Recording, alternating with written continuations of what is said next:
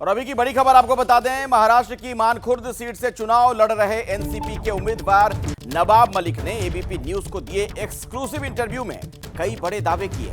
आपको बता दें, नवाब मलिक ने कहा कि नतीजों के बाद कौन किसके साथ ये बताना मुश्किल। अजीत पवार किंग मेकर होंगे, ये कहा है नवाब मलिक ने। उन्होंने कहा कि लोग चाहते हैं कि अजीत पवार शरद पवार साथ आए। निर्दलीय विधायकों की संख्या ज्यादा संभव है। कुछ लोगों ने पार्टी को बर्बाद कर दिया, यह भी बयान दिया है नवाब मलिक ने। एबीपी न्यूज से बात करते हुए उन्होंने कहा कि कुछ राष्ट्रवादी सत्ता के बिना नहीं रह सकते हैं। तो कई अहम बातों का जिक्र इस इंटरव्यू में किया है नवाब मलिक ने। सबसे महत्वपूर्ण बात यह उन्होंने जो कहा कि नतीजों के बाद कौन किसके साथ यह बताना मुश्किल है। यानी जो एक तरफ महायुति है, महाविकास अघाड़ी है, तो क्या नतीजों के बाद भी कई तरह की संभावनाएं बनेंगी, पोस्ट पोल अलायंस भी होगा। क्या कहना चाहते हैं नवाब मलिक? उन्होंने कहा कि नतीजों के बाद कौन किसके साथ होगा यह बताना मुश्किल है। एक और अहम बात उन्होंने यह कही कि अजीत पवार किंग मेकर होंगे। लोग चाहते हैं कि अजीत पवार और शरद पवार साथ आए। यह बात भी अपने इंटरव्यू में नवाब मलिक ने कही है। उनका यह कहना था कि लोगों की यह ख्वाहिश है कि अजीत पवार और शरद पवार साथ आए। आपको पता है कि अभी दोनों अलग अलग ध्रुव पर बैठे हुए हैं, अलग अलग खेमे में हैं, लेकिन नवाब मलिक ये कह रहे हैं कि लोगों की चाहत है कि अजीत पवार और शरद पवार साथ आ जाएं।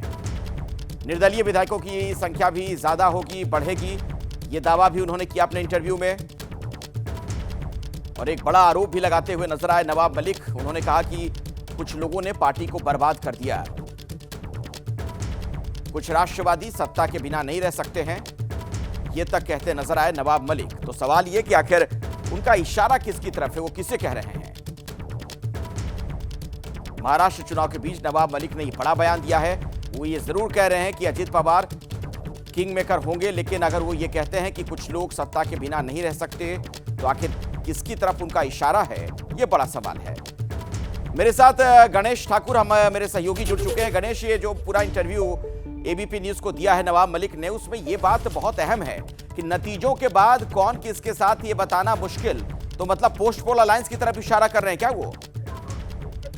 जी बिल्कुल, उनका साफ कहना था कि अजीत पवार जिसके साथ भी जाएंगे, अभी तो महायुति के साथ में है, लेकिन नतीजों के बाद क्या होगा पता नहीं सकते। 2019 की तरह ही 2024 में भी कौन किसके साथ होगा ये कहना फिलहाल मुश्किल है। लेकिन अजीत पवार सत्ता में रहेंगे, किंग मेकर रहेंगे, किंग भी बन सकते हैं।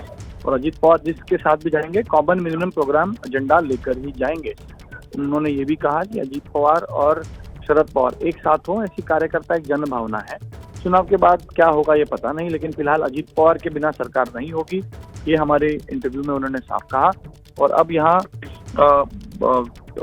वो ये भी कह रहे हैं कि जिस तरह अजीत पवार अपनी भूमिका कर रहे हैं या जनता के बीच गए हैं तो अच्छे नंबर जाएंगे, लेकिन अजीत पवार और शरद पवार साथ आए ऐसा जनता चाहती है या कार्यकर्ता चाहते हैं, जन भावना है, ऐसा वो साफ कह रहे हैं। और उसके बाद आगे किस तरह की भूमिका होगी वो देखना मुश्किल होगा। लेकिन चुनाव के बाद क्या समीकरण होंगे, कौन किसके साथ होगा ये कहना भी मुश्किल होगा। यानी पोस्ट पोल अलायंस कौन किसके साथ होगा, क्योंकि नंबर गेम बहुत छोटा बहुत बड़ा होने वाला है इस बार। और जिसके पास भी 3, 4, 5 विधायक होंगे वो सरकार बनाने की स्थिति में होंगे, सरकार उनके बिना नहीं बन पाएगी स्थिति होगी।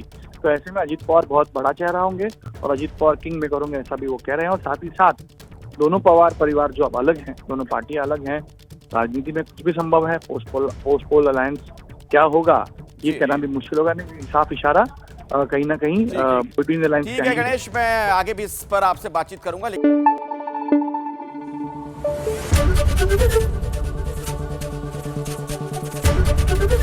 एबीपी न्यूज आपको रखे आगे।